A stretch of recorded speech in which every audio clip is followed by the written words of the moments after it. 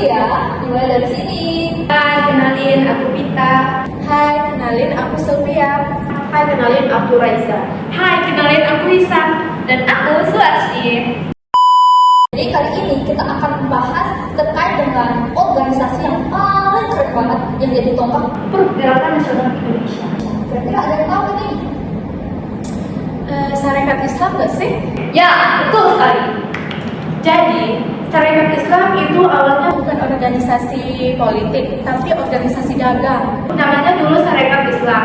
Didirikan sama Haji Salamuddin di Solo. Tahun 1905, di mana tujuan pembuatannya itu membantu pedagang muslim yang masih Tionghoa yang waktu itu disambung oleh Belanda. Yang itu betul banget. Jadi dulu itu pedagang pribumi itu kalah saing, di mana karena bahan baku mahal. Sedangkan pedagang Tiongkok itu punya akses langsung ke impor Eropa. Selain itu ada juga tekanan lain seperti gerakan kristenisasi, kemudian diskriminasi sosial. Nah, perubahan besar terjadi pada Hoscokro-Minoto. Masuk pada tahun 1911. Dari situ SDI berubah jadi Sarekat Islam. Kata dagang dihapus supaya lebih Luas cakupannya. nggak cuma soal perdagangan, tapi seluruh masyarakat muslim. Dan sejak 1912, Sarekat Islam resmi jadi organisasi politik pertama di Indonesia yang berani tegas ngomong soal kemerdekaan. Jadi bukan cuma soal ekonomi, tapi juga soal perjuangan bangsa. Kalau jalur mereka gimana sih? Dasarnya jelas sih, Islam, tapi di sini nggak cuma ibadah, mereka juga dasar perjuangan Sosial, politik, dan kebangsaan. Nah, betul sekali, di mana Cokro-Minoto itu punya Misi-misi yang besar banget. Pertama, usir penjajahan, kemudian bentuk negara merdeka berbasis Islam, kemudian yang ketiga itu membangun pemerintahan Islam yang memperjuangkan umat di seluruh dunia. Selain itu, mereka juga mempunyai nilai perjuangan. kayak semangat kebangsaan, nasional, kemudian sosial, religius, disiplin, etos kerja halal, Solidaritas Muslim. dan kemandirian. Simbol benderanya juga keren banget loh. Hijau buat Islam, Putih buat keadilan, dan merah buat semangat. Jadi nasionalis religius banget loh. Oke, kalau anggotanya pas itu banyak atau enggak sih? Pasti banyak banget sih.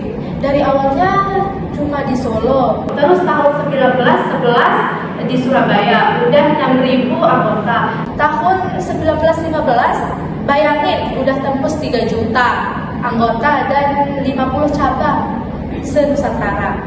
Anggotanya juga termasuk di lintas kelas, yang termasuk pedagang, kemudian buruh, petani, priayi, sampai rakyat kecil. Makanya Sarekat Islam itu disebut sebagai organisasi kebangsaan pertama. Tokoh-tokohnya juga keren-keren loh, seperti Haji Agus Salim, Abdul Muin, Sudarsono, Alimin, sampai Fatma Malaka. Banyak di antara mereka yang akhirnya jadi tokoh besar. Walau arahnya beda-beda, ada yang ke nasionalis, Islamis, bahkan komunis. Kayak universitas politik gitu ya. Semua tokoh besar itu pernah kuliah di bawah Cokro-Minoto. Nah, ya betul sekali. Jadi Cokro-Minoto ini emang dijuluki sebagai guru bangsa. Kalau metode perjuangannya gimana sih pas itu?